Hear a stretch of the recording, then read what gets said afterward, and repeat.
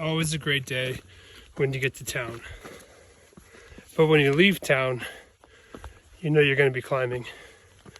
And today was no exception. I climbed the last mile or so. Got about 0.4 to the shelter, doing 11.1. Coming out of Hot Springs, which sets us up for a 15-mile day tomorrow and the next day. And I'm not sure after that. But we got about 70 miles until we hit Erwin, Tennessee, which I have a cool story for.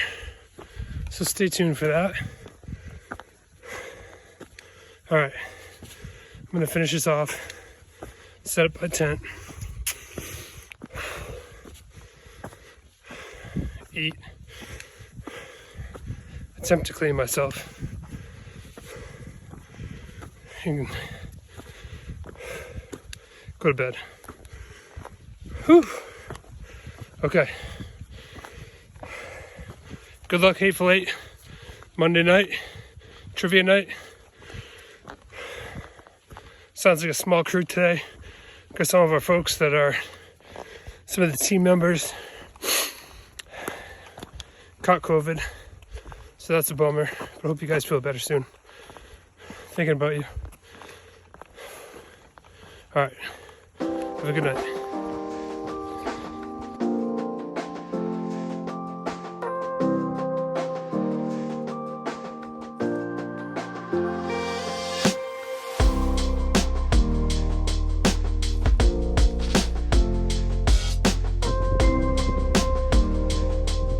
Excited about this. Let's go.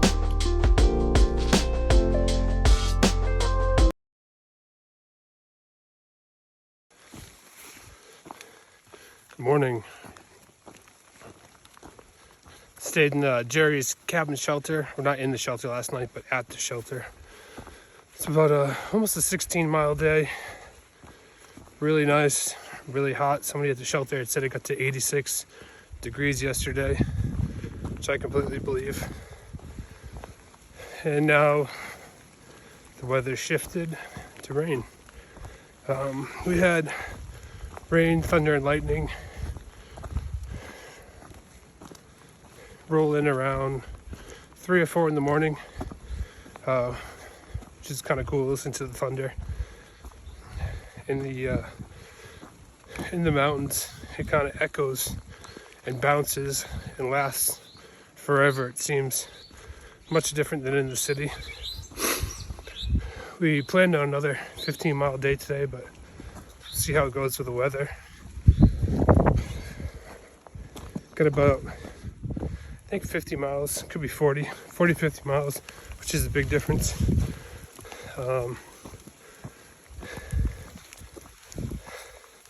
To Uncle Johnny's cabin or Erwin, Tennessee, whichever we're gonna go to. But so a few more days out here anyways. I'm having a pain in my back below my right shoulder blade. I'm not sure what that's all about. Just kind of paying attention to it right now. Probably just a sore muscle or something. But off to a late start today. We didn't leave till like 10:40. Trying to let things dry out a little bit, but it was in vain because the rain kept coming. So had about a 700-foot climb this morning, 700-800, and we should be headed down for 3 miles, I think 3-4 miles, and then back up to end the day. But so far so good.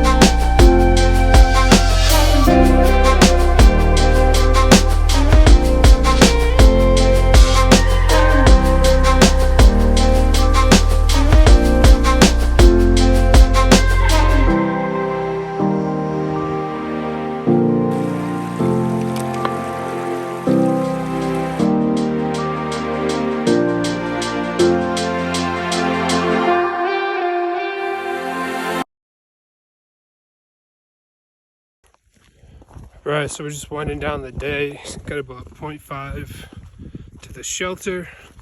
Be about 15.5 miles today. We didn't leave camp until like 10:30 this morning.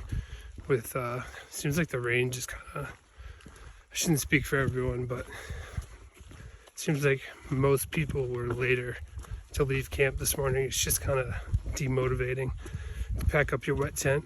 But we did 10 miles and then stopped at Laurel Hostel, which is about 300 meters off trail maybe, and got a frozen pizza and a Pepsi, Gatorade, charged some devices, download some stuff on Netflix, and back at it. We had about 5.5 from there.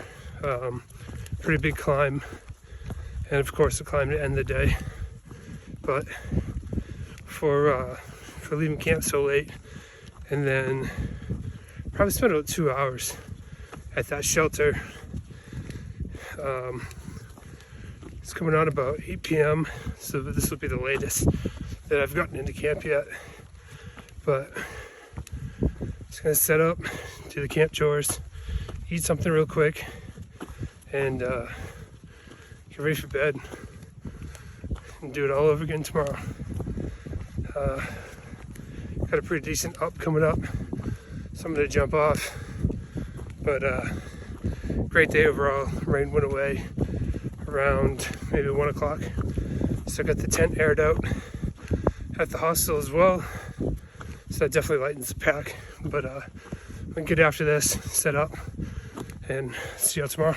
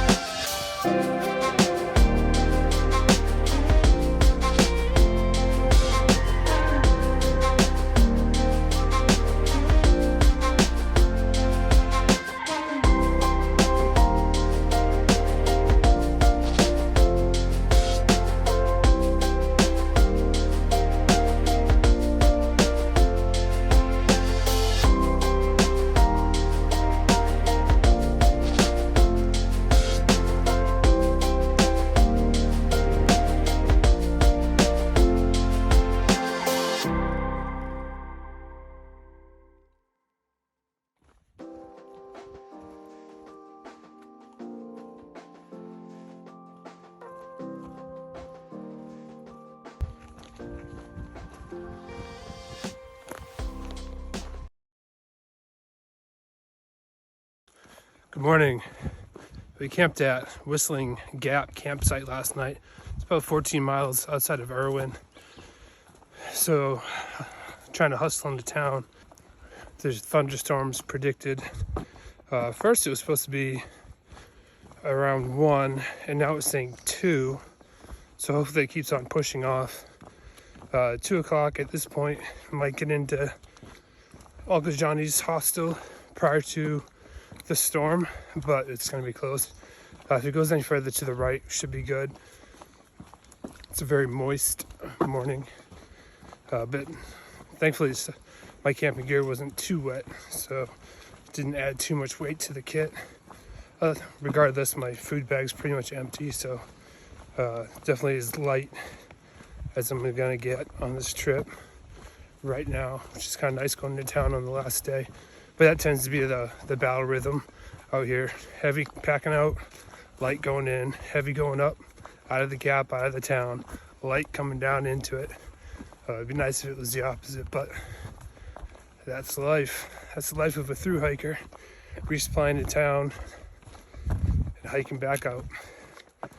Got about a week until trail days, and as of this morning we're about 130 miles out from Damascus. I'm sure we can at least cut that in half, me and my buddy Barry that I hike with, and then potentially we have a friend that might pick us up and bring us in. Otherwise I'll try to find a shuttle or not go, but I would like to go check it out. It seems like a fun thing to do. The only question at this point, it goes Thursday to Sunday, but I don't know if our ride, if it works out, is going to go on Thursday or Friday.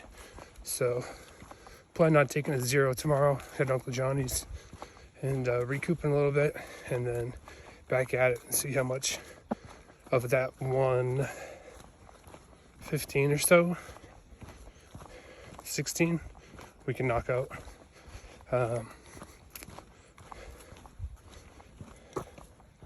Haven't been sleeping very well the last few days. I feel like, when you're sleeping on an air mattress, it's very loud as you shift around.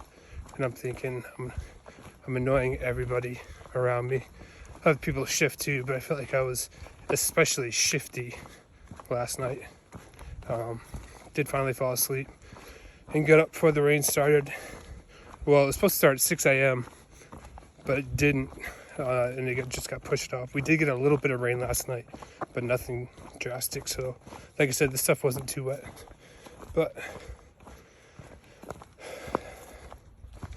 I'm gonna put this down and see how much I can knock out.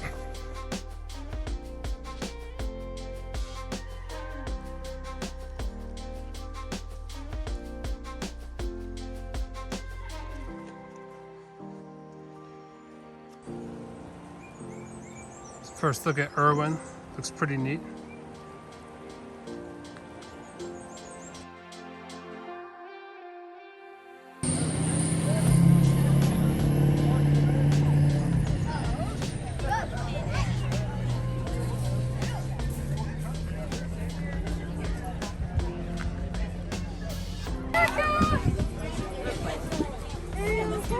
We got him when he was 3 to 6 weeks old. I can't remember. So he's been with us since he was an infant. A little owlet. Strawberries, dude. Right there. Gonna have them. What's up, $2? You're looking a little better than.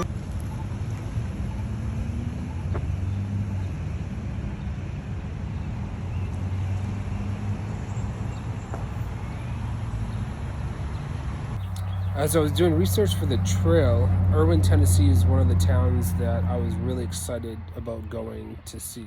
They have some really unique history that I'm going to tell you about right now.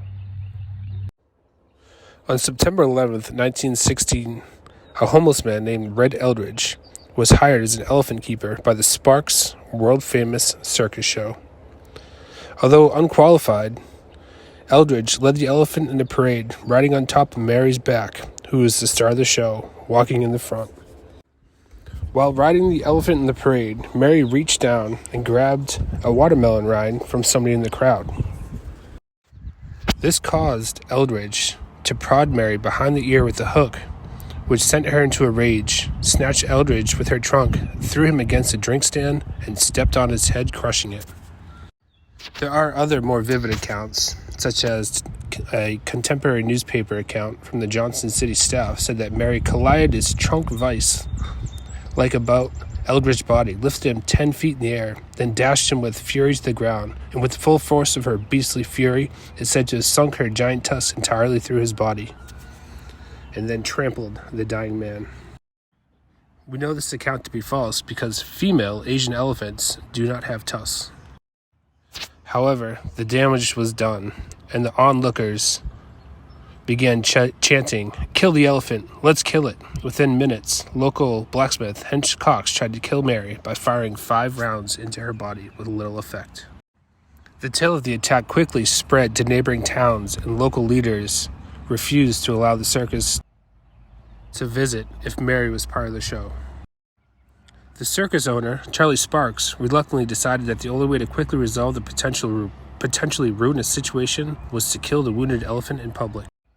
On September 13th, 1916, Mary was transported by rail to Unicoi County, Tennessee, where a crowd of over 2,500 people, including most of the town's children, assembled in the Clinchfield Railroad Yard. The elephant was hanged by the neck from a railroad-mounted industrial derrick between 4 and 5 o'clock in the afternoon. The first attempt resulted in a snap chain, causing Mary to fall and break her hip as dozens of children fled in terror. The severely wounded elephant died during the second attempt and was buried beside the tracks. A veterinarian examined Mary after the hanging and determined that she had a severely infected tooth in the precise spot where Red Eldridge had prodded her. The elephant was hanged by the neck from a railroad car-mounted industrial derrick between 4 o'clock and 5 o'clock that afternoon. The first attempt resulted in a snapping chain, causing Mary to fall and break her hip as dozens of children fled in terror. The seriously wounded elephant died during the second attempt and was buried beside the tracks. A veterinarian examined Mary after the hanging and determined that she had a severely infected tooth in the precise spot where Red Eldridge had prodded her.